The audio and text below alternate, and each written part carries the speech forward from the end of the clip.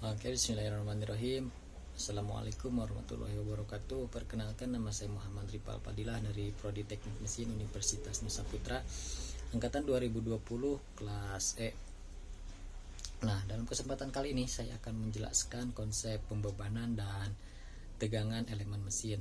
Nah, seperti yang kita ketahui bahwa salah satu jenis kegagalan elemen mesin adalah salah satunya diakibatkan karena kegagalan akibat terjadinya deformasi plastis. Nah, jenis kegagalan ini walaupun tidak membuat si mesin itu secara keseluruhan berhenti fungsinya, tetapi tetap saja bisa mempengaruhi unjuk kerja elemen lainnya. Nah, ada dua hal yang perlu kita ketahui dari kasus kegagalan deformasi plastik. Keduanya juga saling berkaitan dan saling menghasilkan sebab akibat. Nah, hal yang pertama adalah adanya tegangan yang terjadi pada setiap elemen mesin karena elemen ini menerima beban selama beroperasi. Nah, tegangan adalah sesuatu yang tidak dapat dilihat dan terjadi di dalam elemen. Nah, apa sih pembuktian bahwa setiap elemen yang menerima beban mengalami tegangan di dalamnya? Nah, mengapa sih sebuah kawat baja atau kawat tembaga yang jika ditekuk dengan kedua tangan kita yang berkekuatan sangat besar, kawat itu akan bertekuk. Nah, terus mengapa sih sebuah kayu kecil yang jika diduduki oleh seseorang yang bertubuh besar akan patah? Nah, masih banyak contoh-contoh lainnya yang menyatakan apakah benar di dalam elemen mesin itu terjadi tegangan. Perencanaan elemen mesin yang pada dasarnya merupakan perencanaan bagian. Nah, yang direncanakan dan dibuat untuk memenuhi kebutuhan mekanisme dari suatu mesin. Dalam tahap-tahap perencanaan tersebut, pertimbangan-pertimbangan yang perlu diperhatikan dan memulai perencanaan elemen mesinnya juga meliputi tegangan secara umum. Tegangan adalah gaya yang timbul dari luar komponen yang ditahan oleh gaya dari dalam komponen dengan besar yang sama dari luar dan bergerak berlawanan arah. Gaya yang terjadi di dalam pada penampang komponen dalam satuan yang luas. Nah, secara umum tegangan pada elemen mesin dibagi menjadi dua bagian, yaitu yang pertama ada tegangan normal dan tegangan geser. Tegangan yang timbul akibat adanya beban yang bekerja pada suatu elemen mesin. Beban apa sajakah yang bisa menimbulkan tegangan? Nah, ini juga ada dua jenis.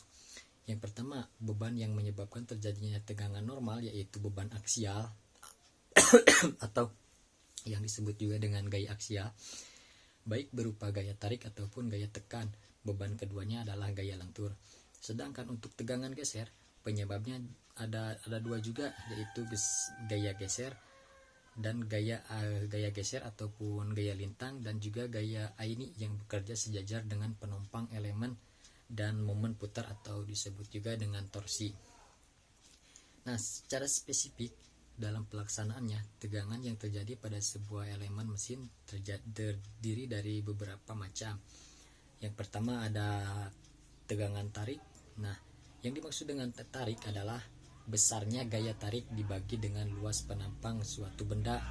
Nah, tegangan tarik termasuk gaya persatuan luas. Tegangan tarik biasanya terjadi pada komponen elemen mesin, rantai, kawat, sudu-sudu, turbin, dan lain-lainnya. Nah, yang kedua ada tegangan tekan.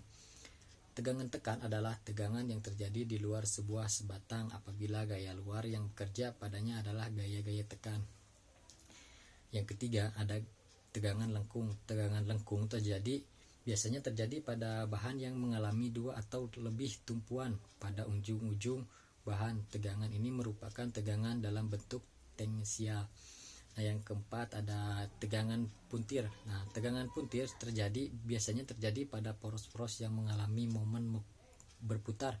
Biasanya juga terjadi pada gigi poros, roda poros. Nah, yang kelima ada tegangan geser. Tegangan geser terjadi jika suatu benda dikenakan dua buah gaya yang sama besar dan berlawanan arah serta beraksi dalam arah tensial sepanjang penampang benda tersebut. Sehingga penampang benda tersebut cenderung bergeser, maka tegangan yang terjadi pada penampang benda tersebut dinamakan dengan tegangan geser. Nah, mungkin hanya ini saja yang dapat saya sampaikan. Kurang lebihnya mohon maaf.